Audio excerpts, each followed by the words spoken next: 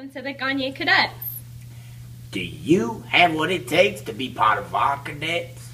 Let's find out. Let's go to Sergeant Learns a Lot. Nobody likes the first day of school, but up and at 'em.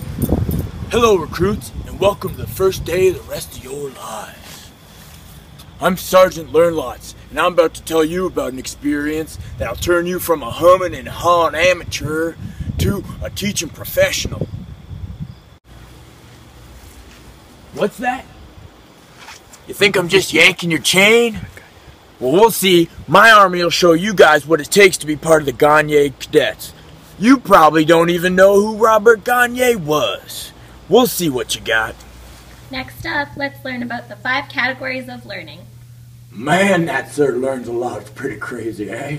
I'm glad we're in here learning about education. The 5 categories of learning outcomes are based on content a learner needs to learn. It is observed as human performance, meaning a change in performance after learning has occurred and in comparison to before learning occurred. The 5 learning outcomes are intellectual skills, verbal information, cognitive strategies, motor skills, and attitudes. Any learned capability will have the characteristics of one of these 5 categories. Now let's talk about intellectual skills. In this category, symbols are used to interact with the environment, for example, using letters and numbers. It is also the learner's knowledge of how to do something, not their knowledge about something. This is the only category that has subcategories. These categories are discriminations, concrete concepts, defined concepts, rules, and higher rules. So these subcategories build from discriminations, which is the ability to differentiate symbols like letters, to higher order rules, which is the process of combining all of the subcategories. So for example, that would be being able to write a paragraph. Now, verbal information is the body of knowledge we acquire. For example, the learner will be given instructions for a new game. If the learner understands, they should be able to state in a sentence what was learned. An example of this would be the learner learning the game of tic-tac-toe and being able to state in a sentence what they learned.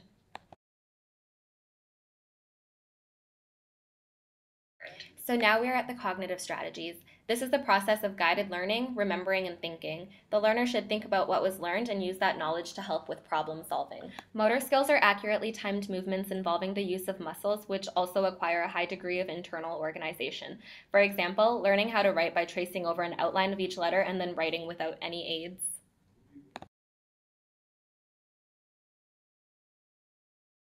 Last but not least are attitudes. This consists of the individual's mental state that influences personal actions and choices. So for example, if growing up their parents did not like basketball, the learner may have a certain attitude towards it and also not like basketball. Hey, I hope you're not sleeping out there. Man, that was a lot of good knowledge. I can't wait till I'm done being a recruit and I can use that in the real world. Right, girl? That's right. Next up, we're going to learn about the 9 steps of instruction. Yes, sirree.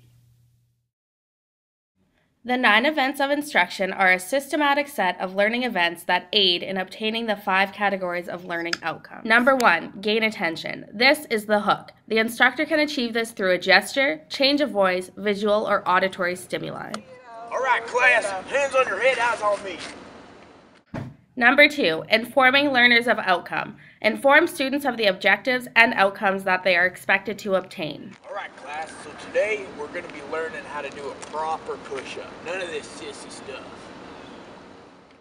Number 3, stimulate recall of prior learning. Connect what is being learned to previous knowledge or experiences. Now, class, if you guys recall, last week we were working on keeping that core nice and tight when we're doing those planks down on the ground. Number 4, presenting the stimulus. Present information in an efficient and meaningful way using strategies such as chunking and through demonstrations. Now, when we're doing a push-up, we got to make sure we're doing proper technique. So we're going to have our hands shoulder width apart, our feet together, and our body straight. And you're going to push up and down and up and down and up again. Number 5, provide learning guidance. Provide instructional support as needed through scaffolding and other supports which can be gradually removed. All right, now ladies, I'm going to take you through the basic step of the push-up, all right? So we already showed you the technique. this is how it's gonna go. You're gonna have your hands here, shoulder width apart.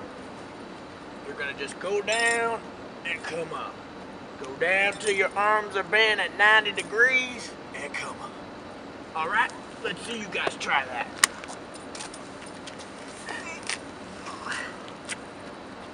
All right, so far so good. Good, just one more.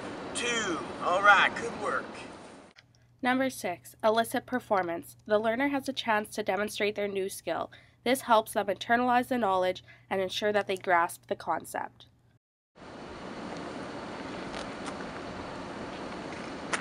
I'm so happy we finally learned how to do the proper push-ups. I know, me too. I've never felt so good.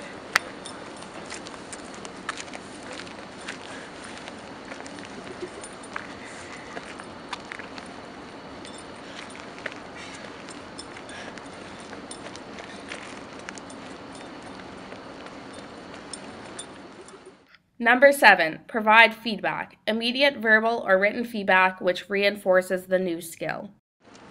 All right, class, so good work. Your push-ups are looking really good. Your core is nice and solid through that push phase. Okay, let's just make sure we're breathing properly, all right? Exhaling on the way up, all right? But overall, you guys are doing a great job.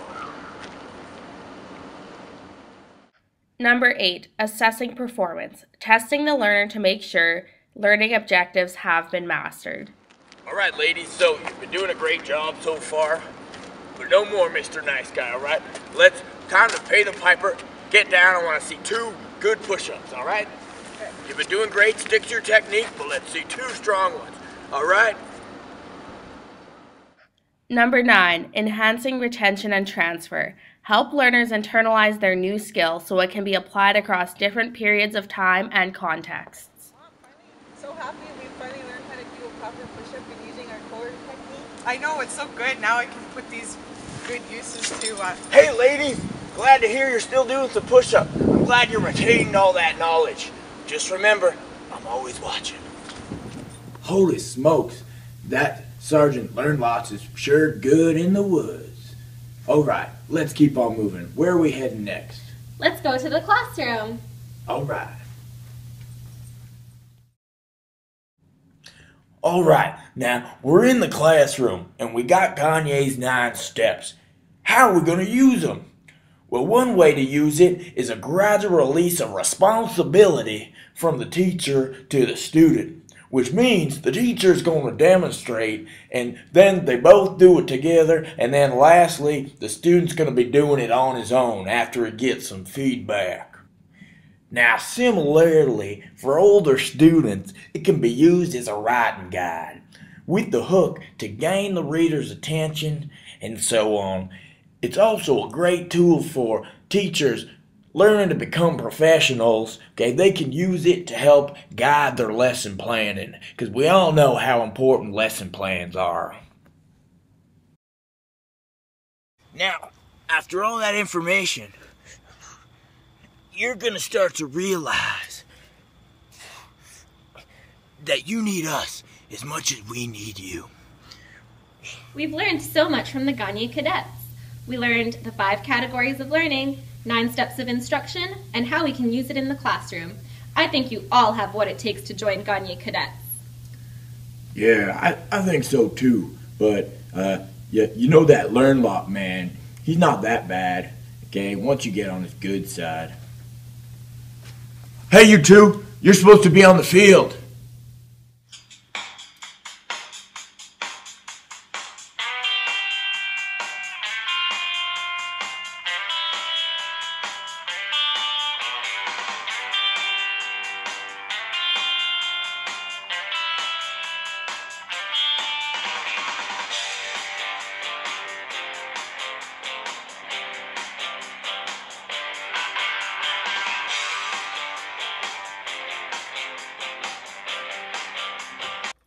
$997, $998, $999. Hey, I told you not to film me when I'm working out.